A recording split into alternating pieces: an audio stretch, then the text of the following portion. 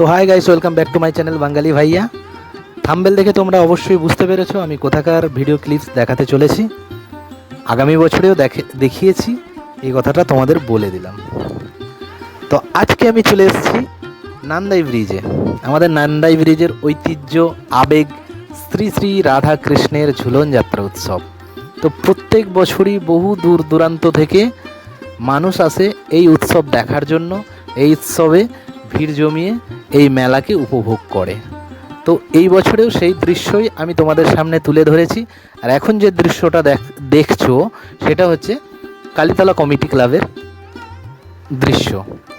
আর এরপরে তোমাদেরকে নিয়ে যাব নান্দাই কলোনিপাড়া ক্লাবে, আর সেখানে প্যান্ডেলটাও দেখাবো। কালীতলা ক্লাবের প্যান্ডেলটাও খুব সুন্দর হয়েছে, প্রত্যেক বছরই খুব সুন্দর বানায়।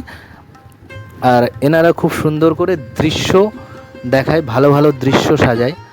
তো এখানে প্যান্ডেলটা দেখছো কত সুন্দর কারুকার্য করা রয়েছে, ছোট প্যান্ডেলটাও খুব ভালো লাগছে। আর মানুষজন তো দেখতেই পাচ্ছ কত ভিড় জমে রয়েছে। বৃষ্টি হচ্ছে, কিন্তু বৃষ্টির পরেও কিন্তু মানুষ থেমে থাকেনি এই ঝুলন উৎসব উপভোগ করার জন্য, কিন্তু ঠিকই চলে এসছে গুটি গুটি পায়ে। আর সেই দৃশ্যটাই তোমাদের সামনে আজকে তুলে ধরেছি। আর এটা হচ্ছে আমাদের নান্দাই ব্রিজের আবেগ, এটা সবারই, আমাদের নান্দাই অঞ্চলের মানুষের আবেগ, নান্দাই অঞ্চলের ঐতিহ্য। এখন চলে এসেছি আমি নান্দাই কলোনিতে।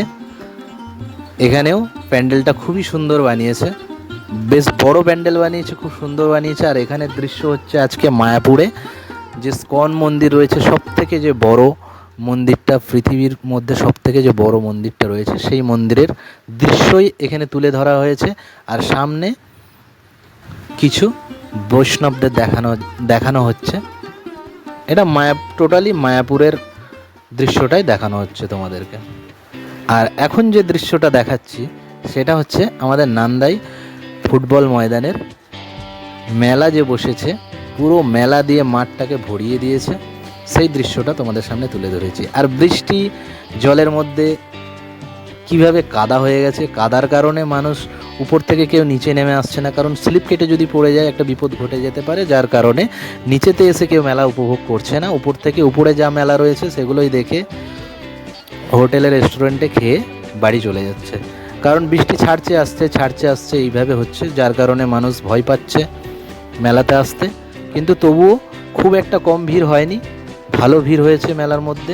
কিন্তু নিচের মেলাগুলো একটু ডাউন হয়ে গেছে, কারণ কাদার কারণে নিচেই কেউ নামতে চাইছে না, কারণ ভালো ভালো ড্রেস পরে কেউ কি নিচে আসতে চাইবে কাদায়? কাদা না হলে তো ঘাস ছিল খুবই ভালো। প্রচুর মেলা বসেছে, প্রচুর খাবারের দোকান বসেছে, প্রচুর নাগরদোলনা বসেছে, বাচ্চাদের খেলনার জিনিস, মণিহারির দোকান, A to Z সব কিছুই পাওয়া যাবে। কিন্তু দেখো কত কাদার কারণে কেউ নামতেই পারছেন না, কেনাকাটাও করতে পারছে না। তো আজকের ভিডিওটা খুব শর্টে বানিয়েছি, খুব ছোট্ট করে বানিয়েছি। ভিডিওটা যদি দেখে ভালো লাগে লাইক করে দিও, শেয়ার করে দিও, সাবস্ক্রাইব করে দিও চ্যানেলটাকে। দেখা হবে নতুন